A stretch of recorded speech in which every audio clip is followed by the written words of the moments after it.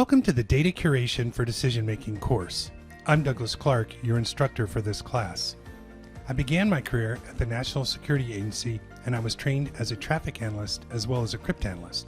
So I got an early start with networks, graph theory, and data curation. In many ways, I think my way of looking at the world was completely changed by that training. I've also worked in large government programs, projects for Fortune 500 clients, as well as small systems integration projects for law firms, investment banks, and entertainment companies. I've worked in diverse cultures, ranging from an intense engineering environment as part of a classified reconnaissance satellite program to the ultimate in human factors work while building consensus for an ANSI standard. I'm one of the founders of the project portfolio management market, where I built a SaaS software company and ran it for 17 years. Lastly, I have 10 patents in natural language processing, an area of great passion for me. I have definitely thought a lot about data curation, governance, and building high-performing teams. This class is a synthesis of all that I have learned, coupled with the current state of science and research for each of the topics covered. Every major topic in this class can be found in Wikipedia. For all best practice recommendations, I only use practices that were espoused by more than one recognized expert. The topics of this course are as follows. As part of this overview, we will cover some definitions, provide some historic and modern examples of data curation, and then we will have a discussion about data, metadata, information, and knowledge, just to make sure we're all on the same page. The next section is data curation in depth, where we look at the three parts of data curation: selecting, organizing, and presenting data for decision support.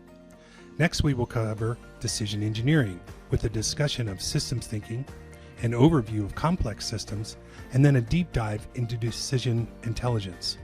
Lastly, we will finish up with 4 case studies of the entire path from curating data, ensuring you have the right data to make the decision, thinking about the systems involved with focus on the complex systems, and then wrapping it all together and making a structured, engineered decision.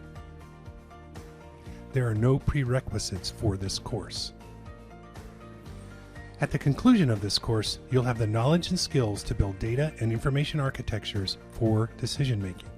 This course will teach you to first think of the decisions that you want to make, and then, in an organized fashion, build architectures that allow you to make those decisions.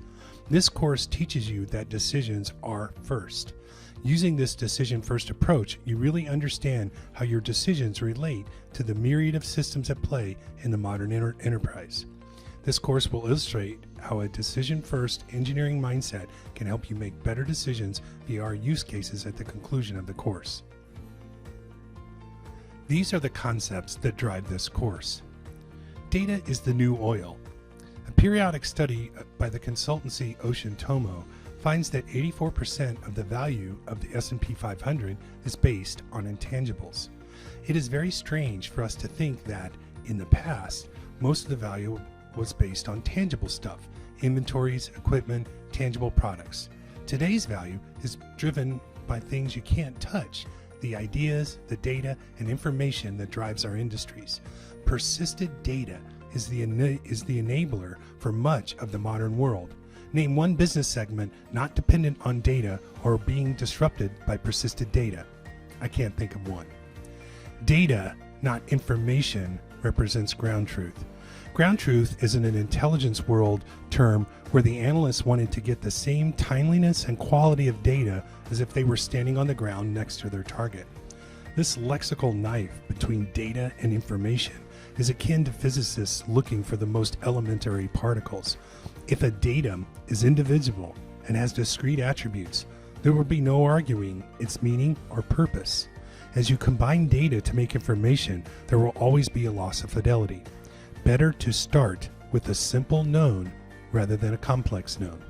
As always, Occam and his quest for simplicity applies. This world is just too complex to not be a systems thinker. The high degree of interrelatedness and interdependencies of modern business requires a system thinking vision. The ability to identify systems, their interfaces, and their key metrics is a required skill for today's business leaders. Most of the time when we say complex, we immediately become weary of something really hard in front of us. But actually, Complexity is where disruption starts. For the modern business leader, you want to spend most of your time in complex systems thought. It's really where the value lies. Lastly, we really understand now that decisions can be engineered, pretty much like anything else. It's a process. The decision-making process is no different than in designing and delivering a new software feature. What we typically lack in decision-making is the rigor, and this course will help instantiate an engineering rigor in the decision-making process.